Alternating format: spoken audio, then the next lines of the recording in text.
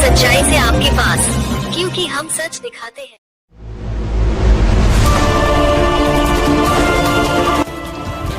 आज तारीख 15 अक्टूबर 2023 को भुसावल शहर में मुंबई से आई हुई डॉक्टर रोशन जहां MBBS MD, साथ ही जलगांव जिले के कलेक्टर आयुष प्रसाद ने भुसावल शहर में progressive minority welfare society Bhusawal educational इनकी जानिब से कॉन्फ्रेंस रखा गया, जिसमें आए हुए टीचर, पत्रकार और 10वीं 12वीं में अव्वल आए हुए बच्चों को सर्टिफिकेट देकर सम्मानित किया गया।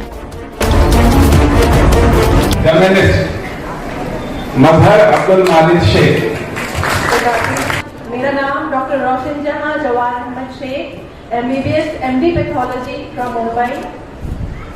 सबसे पहले बहुत शुक्रगुजार हूँ उस पाक ज़ात की जिसने मुझे इस काबिल बनाया कि मैं एज ए MD पैथोलॉजिस्ट और उसके बाद एज ए मोटिवेशनल स्पीकर आपके सामने हूँ। आपके दिलों में मोहब्बत है मेरे लिए, अल्हम्दुलिल्लाह करोड़ों टाइम्स उस चीज़ के लिए। और उसके बाद शुक्रगुजार हूँ अब्दुल अजीज सर की, इस सोसाइटी की, कि उन्होंने इतनी ज़बरदस्त तरीके से कोशिश की आप लोगों के अपलिफ्टमेंट के लिए, लड़कियों की तालीम के लिए और आप सब स्टूडेंट्स के लिए, कि आप लोग, हम यहाँ पे जितने भी लोग स्पीचेस करने आए हैं, आप लोगों को थोड़ी बहुत नॉलेज शेयर कर रहे हैं, जिंदगी की एक्सपीरियंसेस शेयर कर रहे हैं आपसे, तो आप लोग उनसे कुछ सीखें, जिंदगी में आगे बढ़ें। ये जो काम इस सोसाइटी ने किया है ये बगैर गर्ज के है, तो मैं इस चीज के लिए आप सबसे कहूंगी कि आप लोग प्लीज एक बड़ा ताली हो जाए इन सबके लिए। इसके बाद सर ने बताया कि जिस तरीके से कलेक्टर सर के पास गए सर, और उन्होंने 1 मिनट में हमें भले, ये बहुत बड़ी बात है, बिकॉज एज ए डॉक्टर मैं बहुत बिजी होती हूँ, मैं मुंबई से आई हूँ, तो मैं समझ सकती हूँ कि एज ए पॉलिटिशियन सर कितने बिजी होंगे, स्पेशली इन संडे। बस उसके बाद भी सर आए यहाँ पर, 15 मिनट का कहकर 20 मिनट हमने ले लिया उनका, उसके लिए भी बहुत ज्यादा शुक्रगुजार हूँ मैं कलेक्टर सर की, सर ने आप सबके लिए इतना ज्यादा वक्त निकाला, और स्पेशली फॉर एजुकेशन। तो एजुकेशन की बात की जाए तो बहुत ज्यादा इम्पोर्टेंस है उसका, जो यहाँ पर बैठा हुआ हर एक पर्सन आकर आपको बोल रहा है। तो क्या बात है इस एजुकेशन में, तो मैं अपनी लाइफ की स्टोरी आपसे शेयर करना चाहूंगी। यहाँ पे आई थिंक बहुत से लोगों को पता भी होगी, आपने YouTube में देखा होगा, बट मेरी जो स्टोरी है जिंदगी की वो शुरू तब हुई जब मैं 11th स्टैंडर्ड में थी। मैं अपने घर से कॉलेज जाती थी लोकल ट्रेन से। मुंबई की लोकल ट्रेन आपको पता होगी किस तरीके से चलती है वो, और ड्यूरिंग पीक आवर्स जब बहुत ज्यादा रश होता है, किस तरीके से लोग उसके अंदर अफरा तफरी का माहौल होता है। मैंने 2008 में अपना SSC कंप्लीट किया 92% लेकर। मैंने अपने पूरे एरिया में टॉप किया था उस वक्त, और बचपन से डॉक्टर बनने का ख्वाब था। मेरे जो अब्बू थे वो वेजिटेबल वेंडर थे, उनका एक ठेला था कांदे बटाटे का, और हम 3 बहनें 1 भाई हैं। बहुत ही ज्यादा जो हमारी फाइनेंशियल कंडीशन थी काफी लो थी, घर में एक वक्त के लिए खाने के लिए सोचना पड़ता था, उस वक्त ये माहौल था। लेकिन उस जमाने में भी मेरे जो पेरेंट्स थे उनको पता था एजुकेशन का क्या वैल्यू है, तो उन्होंने किसी के आगे हाथ नहीं फैलाए, लेकिन स्पेशली गर्ल्स एजुकेशन को बहुत इम्पोर्टेंस दी। हम 3 बहनें हैं, 3 सिस्टर्स, और हम यूपी से ओरिजिनली बिलोंग करते हैं। आपको पता होगा यूपी में लड़कियों की तालीम को आज भी उतना ज्यादा इम्पोर्टेंस नहीं दिया जाता है। आप लोग लकी हो, महाराष्ट्र या भुसावल से ताल्लुक रखते हो, यहाँ पे स्पेशली गर्ल्स एजुकेशन की मैं बात करूँ तो बहुत इम्पोर्टेंस दी जाती है उस चीज को, तो आप लोग बहुत लकी हो। बट मेरी फैमिली में ऐसा नहीं था, लेकिन मेरे पेरेंट्स ने अल्हम्दुलिल्लाह से हमें पढ़ाया, हायर एजुकेशन दी, और इस चीज को, इस जर्नी में हमारे जो रिलेटिव्स थे वो काफी उन्होंने मुखालिफत की। उन्होंने बोला कि आप लोग लड़कियों को क्यों पढ़ा रहे हो, आप लोग को लड़कियों की कमाई खानी है, हम लोग आपसे रिश्ते तोड़ देंगे, यहाँ तक बातें हुई। लेकिन मेरे पेरेंट्स ने उन सारी चीजों को हटाकर सिर्फ इस चीज पर फोकस किया कि हमें अपनी लड़कियों को ज्यादा तालीम देनी है, हायर एजुकेशन देना है। बिकॉज यहाँ पे 2 स्टूडेंट्स ने आके तकरीर की, स्पीचेस दी गर्ल्स एजुकेशन पर, तो मैं उसको हाईलाइट नहीं करना चाहूंगी। अल्हम्दुलिल्लाह से यहाँ पे सबको पता है गर्ल्स एजुकेशन का क्या वैल्यू है, क्या इम्पोर्टेंस है। तो मेरे माँ बाप को 15 साल पहले वो पता था, उन्होंने फोकस किया। हमें 10th स्टैंडर्ड में मैंने टॉप किया, फिर ख्वाब था डॉक्टर बनने का, उसके लिए 11th में एडमिशन लिया। मेरा जो कॉलेज था घर से 15-20 किलोमीटर दूर था, जिसके लिए मैं लोकल ट्रेन से ट्रैवल करती थी। बट एक अनफॉर्चुनेट डे था 7 अक्टूबर 2008। आज 2023 है, मैं 2008 की बात कर रही हूँ, जब मैं 16 साल की थी। मैं अपने कॉलेज से एग्जाम देकर घर के लिए निकली। रोज की तरह मैंने एक लोकल ट्रेन में, मैं डब्बे में चढ़ी। ट्रेन 12 डब्बों की थी, मैं पहले डब्बे में चढ़ी और जब मेरा स्टेशन आने वाला था, मैं अपनी सीट से उठकर दरवाजे की तरफ आना चाही और उसी दरमियान अचानक मैं उस चलती हुई ट्रेन से गिर पड़ी। उस चलती हुई ट्रेन से गिरने के बाद जब मैंने अपनी आंखें खोली तो जिस ट्रेन में मैं सवार थी वो ट्रेन बहुत नजदीकी से मेरे आंखों के ऊपर से बहुत तेजी से जा रही थी।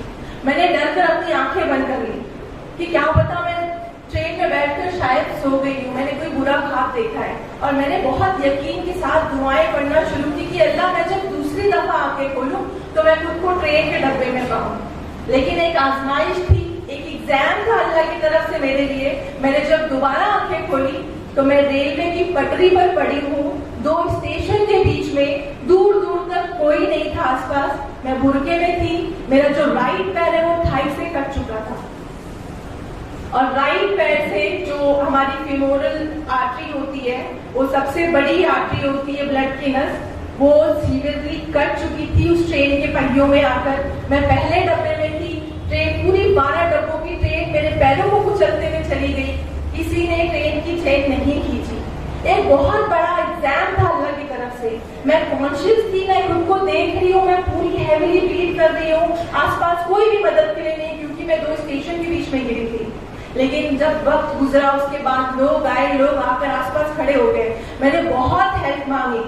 उस वक्त कॉलेज और स्टूडेंट के पास फोन नहीं होता था, इतना कॉमन नहीं था सेल फोन। मेरे पास फोन नहीं था, मेरे पास डायरी थी, उसमें सब नंबर्स लिखे थे मेरी फैमिली के। मैंने सबको वहां पे रिक्वेस्ट किया, रो रो कर बोला कि प्लीज मेरे घर वालों को एटलीस्ट इन्फॉर्म कर दो, मैं सीरियसली प्लीड कर रही हूँ, यहाँ पर इस हालत में हूँ। क्योंकि उस वक्त एक बात दिमाग में चल रही थी कि मुझे लावारिस की तरह नहीं मरना है। मैं बस अल्लाह से यही दुआ कर रही थी कि अल्लाह कोई फैमिली वाला मेरे पास हो, मैं जब आखिरी सांस लूं तो एटलीस्ट कोई पहचान वाला मेरे साथ हो, मेरे पास हो। लेकिन अल्लाह का एग्जाम था, मैंने कहा। उस वक्त तक कोई हेल्प नहीं किया, कोई फोन लगाने के लिए रेडी नहीं था, बिकॉज ऑफ पुलिस इंटरोगेशन में उनको इन्वॉल्व नहीं होना था। लेकिन फिर अल्लाह ने धीरे धीरे हेल्प की। रेलवे वर्कर्स आए, मुझे गवर्नमेंट हॉस्पिटल लेकर गए अकॉर्डिंग टू लॉ। और जिस गवर्नमेंट हॉस्पिटल मुझे लेकर गए, वहां पे एक और एग्जाम था मेरे लिए कि वहां पर डॉक्टर्स का स्ट्राइक चल रहा था।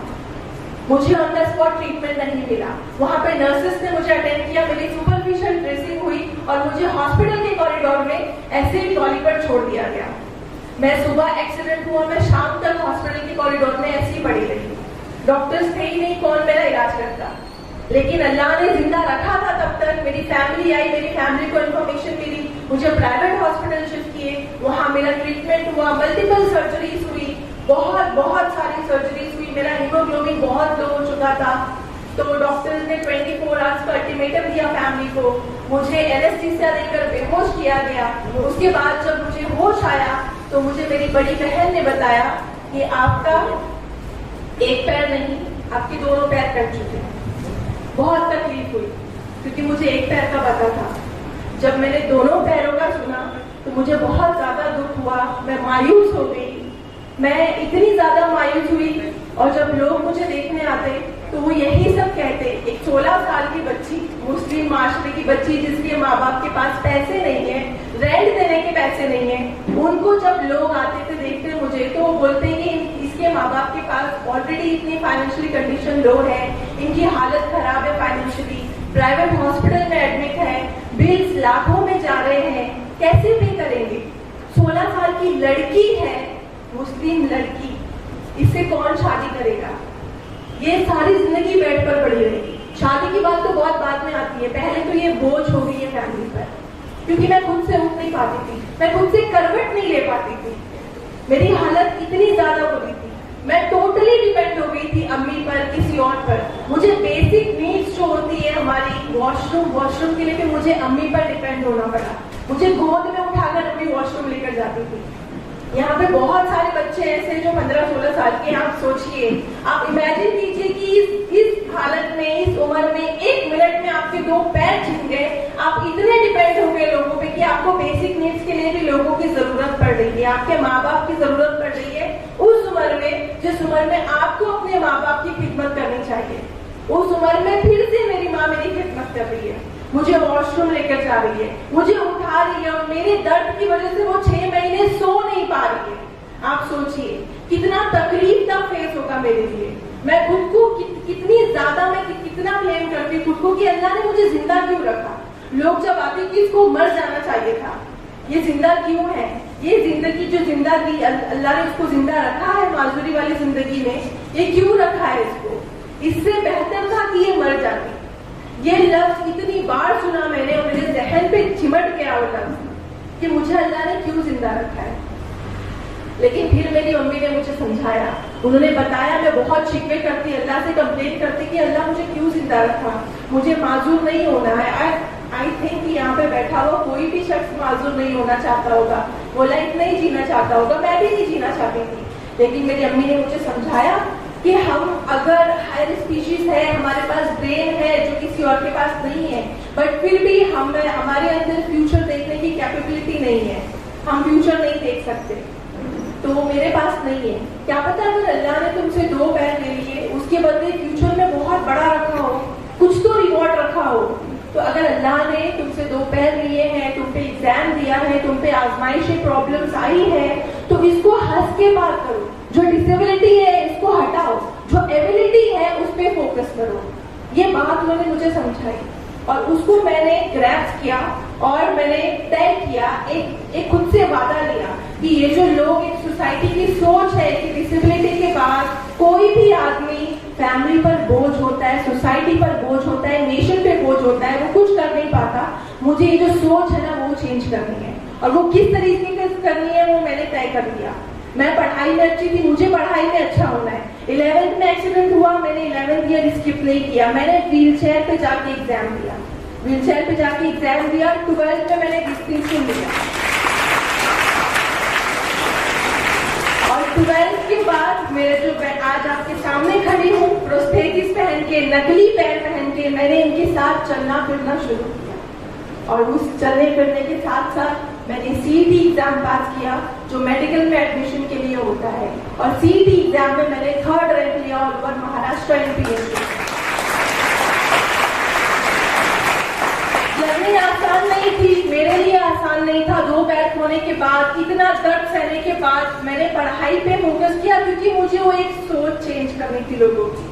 मुझे लोगों को बताना था कि डिसेबिलिटी के बाद, गरीब होने के बाद, लड़की होने के बाद मैं लोगों पे बोझ नहीं हूँ, मैं फैमिली पे और सोसाइटी पर बोझ नहीं हूँ, मैं कुछ कर सकती हूँ, ताकि मेरे बाद जो लोग आए ना, मेरे बाद किसी का एक्सीडेंट हो तो वो कुछ सीखे, वो मायूसी की कदर में नहीं जाए, वो सुसाइड अटेम्प्ट नहीं करे। मुझे वो सोच चेंज करनी थी। मैंने CET पास किया, बट अनफॉर्चुनेटली जब मेडिकल काउंसिल में मैं एडमिशन के लिए गई तो वहां मुझे जाकर पता चला कि एक मेडिकल लॉ है जिसके बेसिस पर मेरी डिसेबिलिटी को जज किया गया। मैं पहले 2 बैसाखी लेके चलती थी, मेरे पास 2 पैर नहीं है, मैं नकली पैरों पर चलती हूँ, तो मुझे 96% डिसेबल बोला, और उस बेसिस पे मुझे इनकार कर दिया कि आप डॉक्टर नहीं बन सकते, आप पेशेंट नहीं देख सकते, आप मेडिकल की डिग्री अचीव नहीं कर सकते, क्योंकि आप 96% डिसेबल हो। तकलीफ हुई, लेकिन हिम्मत नहीं हारी। मैं आपको कहूँ, मैंने हिम्मत नहीं हारी, मैंने अल्लाह से उम्मीद नहीं छोड़ी। मैं बॉम्बे हाई कोर्ट गई। आप लोग में से कितनों ने सोचा होगा एक नॉर्मल एडमिशन के लिए बॉम्बे हाई कोर्ट कौन जाता है? मैं गई। मुंबई का पहला केस, कोई 96% disable candidate Bombay high court गई है मेडिकल में एडमिशन के लिए। रेफरेंस के लिए कोई केस नहीं था, लेकिन 3 महीने की कड़ी मेहनत के बाद रोज हियरिंग होती, बहुत सारे जजमेंट्स आते, रेफरेंसेस होते, हमारे दोनों एडवोकेट्स में बहस होती। ना इम्पॉसिबल था मेरे फेवर में फैसला आना, लेकिन कोर्ट का जब आखिरी डे था जजमेंट का, मैंने इरादा किया कि मैं कुछ भी करूंगी, लेकिन मुझे मेरे हक में फैसला चाहिए था। तो 3 साल मैंने ट्रेन से ट्रैवल करना छोड़ दिया था। मुझे डर लगता था ट्रेन की आवाज सुनकर भी, लेकिन मैंने फैसला किया कि मैं कोर्ट के आखिरी डे, जो जजमेंट का आखिरी डे था, मैं अपने घर से फिर से लोकल ट्रेन से बॉम्बे हाई कोर्ट गई। और बॉम्बे हाई कोर्ट में इस बात को नोटिस किया, हाईलाइट किया, और वो जो जज थे वो हैरान हो गए कि एक नॉर्मल इंसान लोकल ट्रेन में ट्रैवल करने से डरता है, ये बच्ची जिसकी लोकल ट्रेन से एक्सीडेंट हुआ, उसको फोबिया था उस चीज का, बट उसकी जिद है कि उसको मेडिकल में एडमिशन लेना है, सोच चेंज करनी है। उन्होंने मेरा हौसला देखते हुए 2011 में हिस्टोरिक डिसीजन दिया बॉम्बे हाई कोर्ट में, मेरे फेवर में फैसला दिया। 2011 में मुझे इंडिया के प्रेस्टीजियस मेडिकल कॉलेज में एडमिशन मिला, Saint GS medical college in KM hospital for MBBS. उसके बाद जर्नी चली, बहुत तकलीफदार जर्नी रही, पेनफुल रही, हेक्टिक रही, लेकिन एक इरादा था, एक फोकस था, एक गोल था कि ये मुझे करना है, बहुत रिस्पॉन्सिबिलिटी है मेरे ऊपर, मुझे हार नहीं माननी। मैंने 8 घंटे 7 घंटे डिसेक्शन किए, हम डिसेक्शन हॉल में हमें खड़े रहना पड़ता था नॉन स्टॉप। मैंने अपने कलीग से कंप्लेन नहीं की, मैंने अपने प्रोफेसर से कंप्लेन नहीं की कि मेरे पास 2 बेड नहीं है, मैं ये नहीं करूंगी। मैंने हर एक वो चीज की जो एक नॉर्मल स्टूडेंट करता था, और अल्हम्दुलिल्लाह से मैं बहुत खुश हूँ आपसे शेयर करते हुए 2016 में मैंने एमबीबीएस फर्स्ट क्लास से पास किया।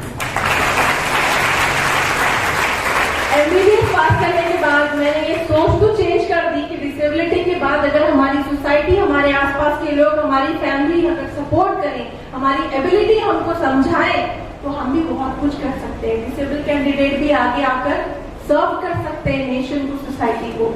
लेकिन उसके बाद मैंने तय किया कि मेरी डिग्री एमबीबीएस तक नहीं रखनी है, मुझे एमडी में एडमिशन लेना है। और एमडी में एडमिशन के लिए फिर से मैंने नीट पीजी दिया, नीट पीजी एग्जाम दिया, एमबीबीएस क्लियर किया, नीट पीजी में 3rd रैंक लिया और महाराष्ट्र एमपीएच कोटा।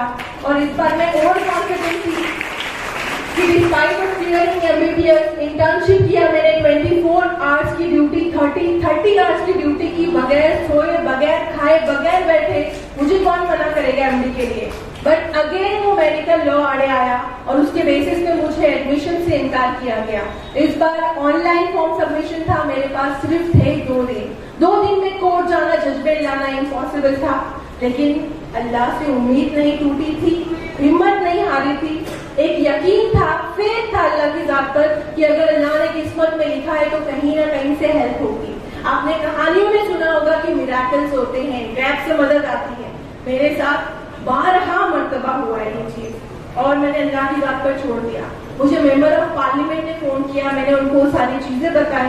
मैं उनका नाम मेंशन करना चाहूंगी, कीरित सुमैया सर, जो काफी उन्होंने मेरा स्टोरी सुना था, इंस्पायर हुए थे मुझसे, उन्होंने मेरी सारी स्टोरी सुनी और उन्होंने मुझे बताया कि मैं शायद कुछ ना कुछ बारे में करता हूँ। मुझे उम्मीद नहीं थी, लेकिन मुझे बाद में पता चला कि उन्होंने फौरन मुंबई से दिल्ली की फ्लाइट ली, जबकि वो मेरे कुछ नहीं लगते, उनका कोई फायदा नहीं था उस चीज को करने में। लेकिन जब अल्लाह गैप से मदद करने पे आता है तो ये सारी चीजें होती हैं आपके साथ। Miracles do happen. तो मेंबर ऑफ पार्लियामेंट मेरा एक कागज का एप्लीकेशन सिर्फ central health minister of India के पास लेते थे, ये 2018 की बात है।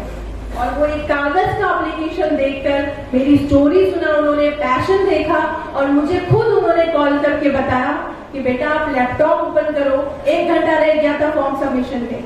मुझे सेंट्रल हेल्थ मिनिस्टर के ऑफिस से फोन आया, जेपी नड्डा सर ने मुझे कॉल किया, उन्होंने कहा कि बेटा आपका एप्लीकेशन मेरे डेस्क पर है, मैं आपको गुड न्यूज देता हूँ कि आपका जो ये एप्लीकेशन है आप अभी फिल करो। और आप लोग यकीन नहीं करेंगे, ये जो मेडिकल लॉ था ये 20 इयर्स ओल्ड लॉ था, जो मेडिकल का कानून था, और ये मेडिकल का कानून सिर्फ 2 दिन में चेंज हुआ एक पेपर की एप्लीकेशन से। और ये इंडिया के कॉन्स्टिट्यूशन में एक हिस्टोरिक डिसीजन लिया, और खुद जेपी नड्डा सर ने अपने ट्वीट में बताया कि एक हिस्टोरिक डिसीजन लिया कि किसी डिसेबल लड़की की एक कागज की एप्लीकेशन पे 20 साल पुराना कानून 2 दिन में चेंज हुआ। ये बहुत बड़ी बात थी मेरे लिए, मेरी फैमिली के लिए, कि मेरा एक कागज का एप्लीकेशन अल्लाह ने इतना ज्यादा इम्पोर्टेंस कर दिया कि सेंट्रल हेल्थ मिनिस्टर ने उसके बेसिस पे इतना बड़ा कदम लिया, और उस जब वो लॉ चेंज हुआ तो अल्टीमेटली मेरा फॉर्म एक्सेप्ट हुआ और again I got admission MD pathology से GS मेडिकल कॉलेज इन KEM हॉस्पिटल। और 1 साल पहले मैंने अपना MD कंप्लीट किया है, फर्स्ट क्लास लिया है मैंने अपने हॉस्पिटल में, 4th रैंक लिया है। अल्हम्दुलिल्लाह, ये जर्नी शेयर करने का मकसद ये है कि हमें लाइफ में कभी हार नहीं मानना चाहिए। मेरी लाइफ में हर एक प्रॉब्लम से मैंने निपटी हूँ, चाहे वो फाइनेंशियली हो, मैं गरीब, मेरे अब्बू वेजिटेबल वेंडर थे, मैंने आपको बताया, मेरे पास 2 पैर नहीं है फिजिकली, मुझे इतना मेंटल हैरेसमेंट था उस वक्त कि लोग मर जाने की दुआ करते थे मेरी, पर फिर भी मैं डटी रही, मैंने हिम्मत नहीं हारी। और मेरे जो फैमिली थी, मेरे टीचर्स थे, मेरे डॉक्टर्स थे, आसपास के बहुत सारे लोग इस जर्नी में हेल्प किए, बहुत सारे पॉलिटिशियंस ने मुझे फाइनेंशियली सपोर्ट किया, जस्ट बिकॉज मैंने हार नहीं मानी। अगर मैं 2008 में 15 साल पहले ये सोच के हार मान जाती कि अल्लाह ने मेरे साथ इनजस्टिस किया है, नाइंसाफी हुई मेरे साथ, एक लम्हे में मेरे 2 पैर छीन लिए, मुझे माजूर कर दिया, अगर ये सोच के साथ अगर मैं आगे रहती तो आज भी मैं कहती हूँ मैं बेड रिडन होती, मैं बेड पर ऐसे ही पड़ी होती, मैं आपके सामने as a motivational speaker, as a MD pathologist नहीं होती, आप मुझे एडमायर नहीं कर रहे होते। तो ताकत है बस अल्लाह पे यकीन के साथ की हम मुस्लिम्स हैं, हमारा बिलीव होना चाहिए कि हमारे ऊपर अगर मुसीबत आती है तो उसका सोल्यूशन आसपास होता है, हमें बस उन मुसीबतों से लड़ना सीखना है, उनके आगे हार नहीं मानना है, घुटने नहीं टेकने, मायूस नहीं होना है अल्लाह के जात से। और आसपास बहुत सारे लोग हैं जो हेल्प करने के लिए रेडी हैं, तो हमें उनको ढूंढना है, उन्हें ढूंढिए, आपकी हेल्प के लिए आगे आएंगे। और अल्हम्दुलिल्लाह से मैं बहुत ज्यादा शुक्रगुजार हूँ आप सब लोगों की कि आपने इतने तहम्मुल से मेरी बात सुनी। आई नो मैंने वक्त ज्यादा लिया, सर को बहुत लेट हो रहा था, बट ये बहुत सारी इंपॉर्टेंट बात थी जो मुझे सर के सामने भी रखनी थी कि आप लोग कहीं ना कोई डिप्रेशन में होता है, छोटी छोटी प्रॉब्लम से हम डर जाते हैं, मायूस हो जाते हैं, हार जाते हैं, स्पेशली स्टूडेंट्स जो है सुसाइडल अटेम्प्ट तक सोच लेते हैं। बट मुझे नहीं लगता कि मेरी जिंदगी में इतनी सारी प्रॉब्लम्स थी जो किसी की जिंदगी में होंगी। जब मैं कर सकती हूँ, मेरे पास 2 पैर नहीं है, 2 पैर नहीं होने के बाद मैं आज आपके सामने खड़ी हूँ, पिछले आधे घंटे से बगैर सपोर्ट के खड़ी हूँ। जब मैं कर सकती हूँ तो आप लोग क्यों नहीं कर सकते? Thank you so much, thank you, जज़ाकल्लाह आप सबको कि आपने इतना वक्त दिया, और thank you so much collector sir कि आपने इतना कीमती वक्त दिया यहाँ पर। मंगाते हैं तो ऑनलाइन बुक करते हैं। अस्सलाम वालेकुम बरकातुहू। मेरे लिए बड़े गर्व की बात है कि आज मैं एक ऐसा डाइस को शेयर कर रहा हूँ जहाँ पर माननीय जिलाधिकारी साहब मौजूद है, साथ में मेरी बहन रोशन जहाँ मौजूद है। मैं डॉक्टर मैडम को एक बात बताना चाहूँगा कि पिछले 5 सालों से मेरे स्टूडेंट, मेरे बच्चे आपको जानते हैं। सर, मैं यहाँ पे बच्चों के सामने थोड़ा सा आपको इंट्रोड्यूस करना चाहता हूँ। आपको इसे बताने की जरूरत नहीं कि हर कोई आपको जानता है, लेकिन एक फॉर्मेलिटी होती है, वो पूरा करने के लिए यहाँ पर बहुत तेजी से। ओके, ठीक है, मैं सर को माइक हवाले करता हूँ। इससे पहले कि मैं सर के बारे में और कुछ कहूँ, एक शेर बोलकर मैं अपनी बात खत्म कर लूंगा कि सर ने मैथमेटिक्स के बारे में, बच्चों के दिल से डर निकालने के बारे में एक प्रोग्राम रन किया है। तो मैं एक शेर कहना चाह रहा हूँ, मैंने माना कि मेरी आवाज नहीं जाएगी, दरो दीवार से टकराकर लौट आएगी, अभी भी वक्त है, करो कोई इन अंधेरों का इलाज, वरना ये नस्ल उजालों को तरस जाएगी। मैथमेटिक्स के बारे में बच्चों के दिलों से डर निकालने के लिए सर ने प्रोग्राम रन किया है। इंशाल्लाह सर हम सब मिलकर आपको सपोर्ट करेंगे, आपकी गाइडेंस में प्रोग्राम करेंगे। अब माइक सर के हाथ। तो सभी को सलाम वालेकुम। डॉक्टर साहिबा की बातें सुनने के बाद तो मैं खुद ही भावुक हो गया, इमोशनल हो गया, क्योंकि इसके बाद मैं क्या बोलूं उसके बाद। आपने बोला टाइम कम है, पर टाइम का क्या होता है कि हमारे एक टाइम में 10 जगह पे प्रोग्राम लोग बोलते हैं, और मेरी कोशिश रहती है कि सब जगह जाओ। अगर मैं अपना ऑफिस में बैठा रहूं तो वही 50-60 लोग आते हैं, वही तकरार लेके आते हैं, वही बातें सुनते हैं, और वही 4 लोग बोलते हैं कि बहुत अच्छा काम कर रहे हैं, और वही 2 लोग बोलते हैं कि बहुत ही बेकार काम। और ऐसे ही दुनिया चलते रहती है और सब लोग खुश रहते हैं अपने डब्बे में। उस डब्बे से बाहर निकलना हो और आपसे जुड़ना हो, आपकी बातें सुननी हो, आपकी परेशानी जानना हो, उसके लिए ज्यादा से ज्यादा कार्यक्रमों में जाना, ये एक और उससे पता भी चलता है कि यहाँ के लोक प्रतिनिधि हो, उनके जो विचार है, आपके जो विचार है, बच्चों के जो विचार है, वो हमारे तक पहुंचती है और उस बारे में आपसे भी मेरे विचार आप तक पहुंचते हैं और ये एक संवाद जो है, एक आपस में जो बातचीत है, ये हम रहता है। तो इसकी वजह से टाइम कम है, इसके लिए मैं पहले माफी चाहता हूँ कि आया लेट और जा रहा हूँ जल्दी। परंतु आपने जो मैडम का जो भाषण रखा, इसके लिए मैं बहुत बहुत आपका शुक्रगुजार हूँ, क्योंकि जो पैशन से मैडम, डॉक्टर मैडम बोल रही थी, जो पैशन से वो अपनी बात हम सब तक रख रही थी, मतलब मैं मैडम आपको सल्यूट करता हूँ और जलगांव जिले की तरफ से आपका सत्कार करता हूँ।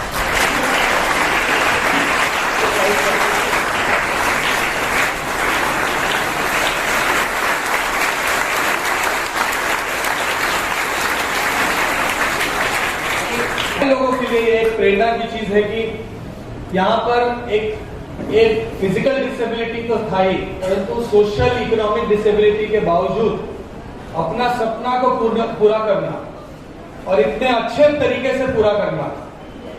और जब लोग बोलते हैं where there is a will there is a way, उसको पूरी तरह से पूरा करना, इसका एक बहुत ही अच्छा उत्तम उदाहरण ये मैडम ने अपने कहानी में बताया। तो इसके लिए मैं बहुत बहुत आपका शुक्रगुजार हूँ और आपको भी आपने मुझे इस कार्यक्रम में आमंत्रित किया, बच्चों से बात करने की मौका दिया और मैडम का कहानी जानने के लिए भी मुझे एक आज मौका आपने मुझे दिया, उसके लिए बहुत बहुत धन्यवाद। इसमें मैं सारे विशेष, मैं जब यहाँ पे आ रहा था आज सुबह में, हमारी एक बैचमेट है, वो भी मुस्लिम समाज से है, उसकी अम्मी जान का सुबह में फोन आया था, वो भी एक दूसरे राज्य में एक जगह पर कलेक्टर बन के कार्यरत है। तो उनकी अम्मी का जो सबसे बड़ा परेशानी की बात थी कि उसकी शादी नहीं हो रही और मैं उनको समझा रहा हूँ, वो पूछ रही थी कि आप किसी को जानते हो क्या, कोई ये है क्या, इसमें से आप कोई ढूंढो, कोई नंबर भेजो, ऐसे ऐसे करके मुझे बोल रहे थे। तो मैंने बोला मैं जिन जिन लोगों को जानता हूँ मैं आपको नंबर को भेज देता हूँ, देखिए आप बात कर लीजिए, मैं इससे ज्यादा क्या बोलूँ। परंतु एक चीज मैं बताना चाहूंगा कि शादी नहीं हो रही है, शादी नहीं रहती, शादी कुछ अलग ही एक प्रकार का एक हैवान जैसा कुछ हो गया।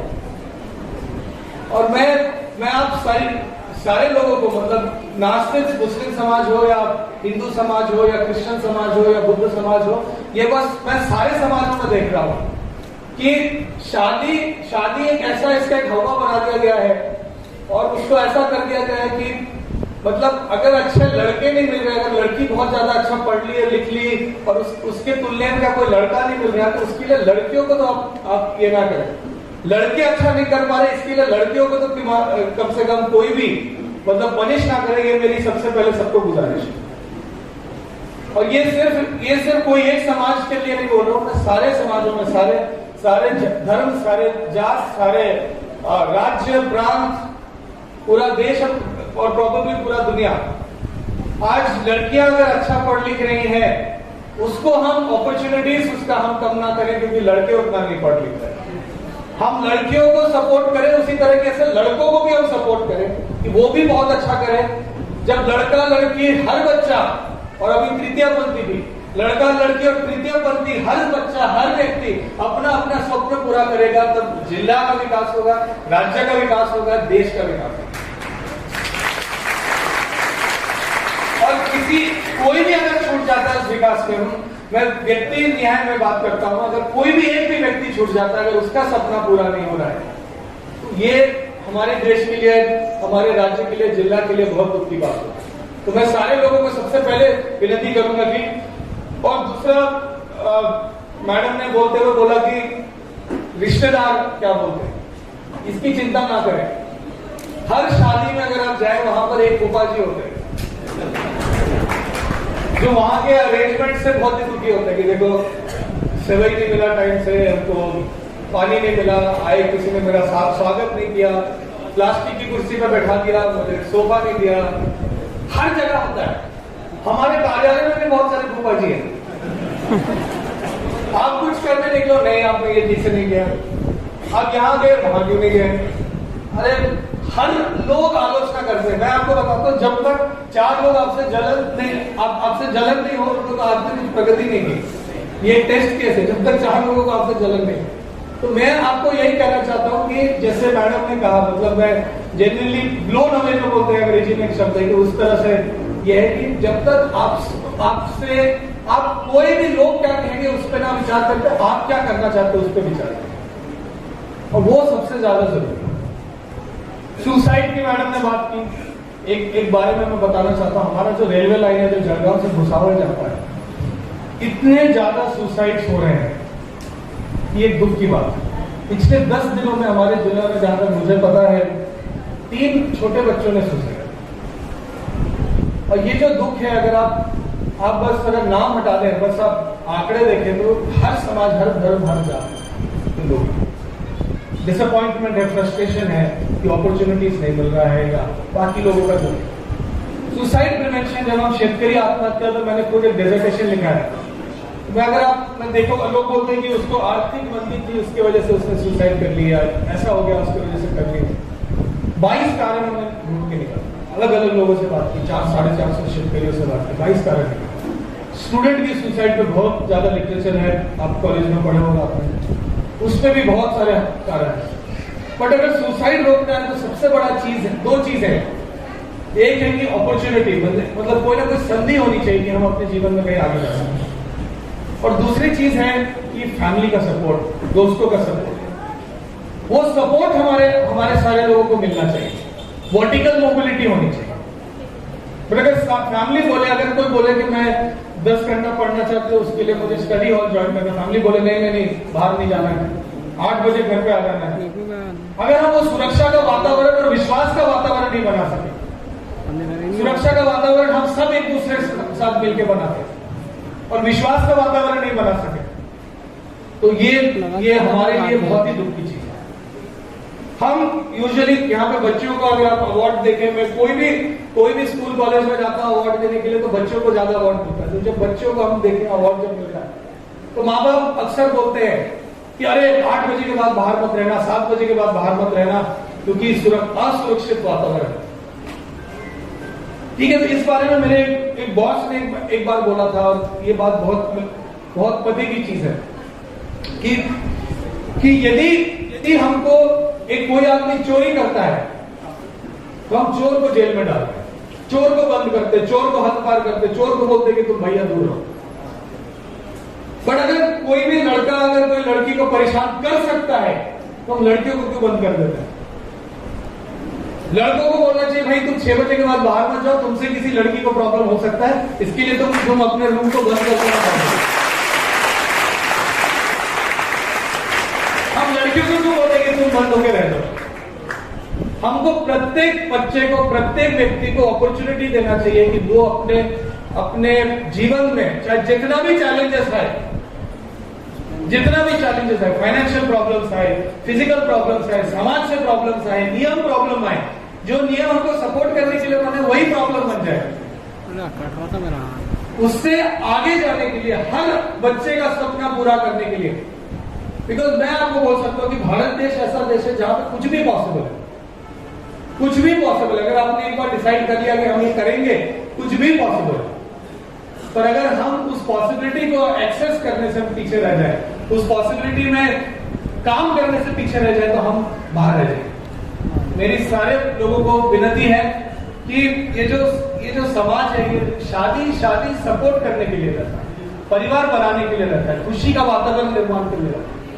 एक डर का वातावरण, हैवानियत का वातावरण नहीं बनना चाहिए कि हम शादी के डर से पूरे समय सोचते रहे कि भाई शादी। तो ये सारे लोगों को एक जानकारी सबको होनी चाहिए। दूसरी चीज मैं आपको बताना चाहता हूं कि स्टडी हॉल्स जितना हम तैयार करते हैं, मैंने अकोला में कार्यरत था, वहां पे जब स्टडी हॉल्स लोगों ने क्रिएट किया, बच्चों के 5% में 10% का बढ़ा, बिकॉज बच्चों को पढ़ने के लिए घरों में स्टडी टेबल नहीं है, लाइट नहीं है, जगह कम है, छोटे घरों में ज्यादा लोग रहते हैं, वहां पे एक ही रूम में मतलब कुछ उद्योग धंधा भी चल रहा है, खाना भी बन रहा है, लोग वहां पे सो भी रहे, वहां पे पढ़ भी रहे। अगर आप स्टडी हॉल्स क्रिएट कर सके, अलग अलग जगह पे कंफर्टेबल स्टडी हॉल्स क्रिएट कर सके, तो आप देखोगे कि बच्चों के पास परसेंटेज में बहुत बड़ा फर्क पड़ेगा। तो मैं आपको अपील करता हूं कि जो हमारे नगर पालिका के स्कूलें हैं वहां पे स्टडी हॉल्स क्रिएट कर सकते हैं। दूसरी चीज है कि नाइट स्कूल्स, बहुत सारे लोग आज भी अशिक्षित हैं, उसके वजह से वो अपने बच्चों को नहीं पढ़ा पा रहे हैं, वो अपने समाज में काम नहीं कर पा रहे हैं, बिजनेस में नहीं आ पा रहे हैं। नाइट स्कूल्स जैसे जलगांव में 2-3 जगह पे महानगर पालिका ने शुरू किया, उसी तरह के तरीके से अगर आपने भुसावल में शुरू किया नाइट स्कूल, वॉलंटरी बेसिस पे, कोई खर्च नहीं, बस हॉल टेबल कुर्सी स्कूलों में है, शाम के टाइम में वहां पर जिसको भी पढ़ना है वहां पे वो है, आपके जैसे जो शिक्षित लोग हैं वहां जाकर पढ़ाएं। हफ्ते में एक हफ्ता है, सोमवार आप पढ़ाएं, बुधवार आप पढ़ाएं, मंगलवार आप पढ़ाएं, बुधवार मैं पढ़ाऊंगा। ऐसे करके अगर हमने एक सिस्टम बनाया, नाइट स्कूल शुरू की, तो जो लोग अशिक्षित रह गए वो भी शिक्षा का लाभ ले सकते हैं। ये बहुत बड़ा फर्क पड़ा। लास्ट चीज जो मैं बोलना चाहता हूं, आपने एक बहुत अच्छा उदाहरण दिया कि कैसे 2 दिन में हमारा लोकतंत्र की वजह से आपका जो प्रश्न है वो छूट गया 2 दिनों में। तो मैं आपको एक चीज बताना चाहता हूं कि हमारी एक भारतीय निवडणूक आयोग ने सबकी रिव्यू लगाई, पूछा कि क्या चल रहा है इलेक्शन की तैयारी के तौर पे, कि आपके जो पोलिंग स्टेशन है वहां पे सारी सुविधाएं हैं क्या, दिव्यांग व्यक्ति, जो लोग यूजुअली वोट नहीं करते उनके लिए आपने क्या सुविधाएं बनाई है। उसमें एक चीज जो वहां पर सामने आई, भुसावल में जिले के एवरेज से 2% कम, 4% कम मतदान होता है भुसावल में, और उसमें महिलाओं का जो मतदान है, पुरुषों, भुसावल ओवरऑल महिला प्लस पुरुष 4% कम मतदान होता है। अगर जलगांव जिले में 60% मतदान हो तो यहाँ पे 56% मतदान होता है। बट दूसरी जो प्रॉब्लम एक जो सामने आई, भुसावल में अगर पुरुष देखें, अभी इसमें कोई धर्म जात ये कुछ नहीं है, मतलब सारे महिलाएं सारे पुरुष, अगर हम पुरुष देखें तो पुरुष 5% ज्यादा मतदान करते हैं महिलाओं से, महिला 5% कम मतदान करते हैं, और ये गंभीर बात है। इसको हमको बदलना है। आपका मत जो भी हो, कोई भी पक्ष के लिए हो, इंडिपेंडेंट कैंडिडेट के लिए हो, नोटा के लिए हो, कोई भी हो, बट आपको मतदान करना चाहिए। अगर आप मतदान करेंगे तो आपका मत काउंट होगा। उस मतदान का जो आपका अधिकार है, जो भारतीय संविधान ने हमें दिया है, डॉक्टर बाबा साहब अम्बेडकर ने हमको दिया है, वो संविधान का जो हमारा अधिकार है, उस अधिकार के माध्यम से हमने जब अपना वोट किया तो हम भी काउंटेड होंगे, और देश में हमारे विचार जो है उससे देश चलेगा, राज्य चलेगा, नगर पालिका और जिला चलेगा। तो मेरी आप सबसे गुजारिश है कि आप लोग सब लोग 100% मतदान करें, और कोई भी संकोच ना रखें कि मतदान नहीं करें। लोगों का कहना है कि उस दिन छुट्टी का टाइम रहता है, उस दिन लोग बोलते हैं कि आज दावत हम करें घर पे, उसके लिए महिलाएं व्यस्त हो जाती हैं। मैंने पूछा मतदान क्यों नहीं करते, तो लोगों ने बोला दावत रहता है घर पे, इतना टाइम नहीं है, घरगुती काम में हम इतना व्यस्त है कि हम 1 घंटा 1.5 घंटा मतदान करने के लिए मतदान केंद्र पर नहीं जा सकते, जो आपके घर से विदिन 2 किलोमीटर के अंदर है। जो भी कारण है, बहाने बहुत है। मेरा कहना है कि मतदान फिर भी सब लोग करें। ये मैं आपके माध्यम से, यहाँ पर जो प्रसार माध्यम है उनसे, उनके माध्यम से विनती करता हूँ, गुजारिश करता हूँ कि जब जब इलेक्शन हो तब तक कोई भी कारण हो, कोई भी बहाना हो, कोई भी दिक्कत है, जाके मतदान करें। मैं अकोला का उदाहरण देता हूँ, पिछले इलेक्शन के टाइम में मैं वहां पर था, गरोदर माता का वहां पर हमने विशेष नियोजन किया था। 90% से ज्यादा, 92% इनफैक्ट गरोदर माताओं ने जाके मतदान किया। गरोदर माता, अगर गरोदर माता कर सकती है, प्रेग्नेंट महिलाएं कर सकती है, तो बाकी महिलाएं क्यों नहीं कर सकती? छोटी कॉलेजेस के बच्चे क्यों नहीं कर सकते? पुरुष क्यों नहीं कर सकते? मेरी सबसे फिर से लास्ट गुजारिश है कि आप लोग सब लोग मतदान करें। एंड एजुकेशन में मैडम ने जो कहानी बताई, उसके बाद तो मेरे लिए कुछ बोलने लायक बचा नहीं, पर 2-3 चीजें जो मैंने बताई, नाइट स्कूल्स हो, स्टडी हॉल्स की कल्पना हो, और लोगों को पढ़ने के लिए अगर ज्यादा टाइम बाहर रहना पड़े, लाइब्रेरी में जाना पड़े, उसकी अनुमति दी जाए, एक सुरक्षित वातावरण निर्माण किया जाए और विश्वास का वातावरण निर्माण किया जाए, तो बहुत ज्यादा फर्क पड़ेगा। और जो शादी है और हमारे, जो मैं फूफा जी का उदाहरण दिया, इन दोनों से घबराएं नहीं। उनकी आलोचना ठीक है, उनसे घबराएं नहीं, उससे हम आगे जाएं, तब आप बनेंगे यहाँ। और फिर से मैं मैडम का खूब खूब शुक्रिया अदा करता हूं जिन्होंने भी वीडियो इसका मैडम के भाषण का, विद योर परमिशन मैडम, आपके भाषण का जो भी वीडियो की शूट किया है उसका क्लिप मुझे आप दे दें। तो हम लोग हमारे जो जिला प्रशासन के जो सोशल मीडिया है उसके माध्यम से और भी लोगों तक पहुंचाने की बहुत बहुत कोशिश करें।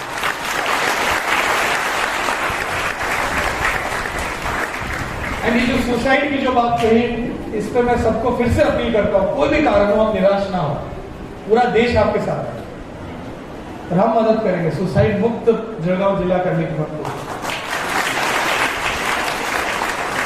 इसके साथ मुझे बुलाया और उसके लिए बहुत बहुत धन्यवाद। मुझे एक और जगह जाना है, उसके लिए मैं आपसे अनुमति चाहता हूँ। बहुत बहुत धन्यवाद। जय हिंद, जय महाराष्ट्र। जो लोग बेरोजगार हैं, मेरी आपसे गुजारिश है कि एमएसएमई सेक्टर के लिए जलगांव 6 जिलों में से है जिसका सिलेक्शन किया गया।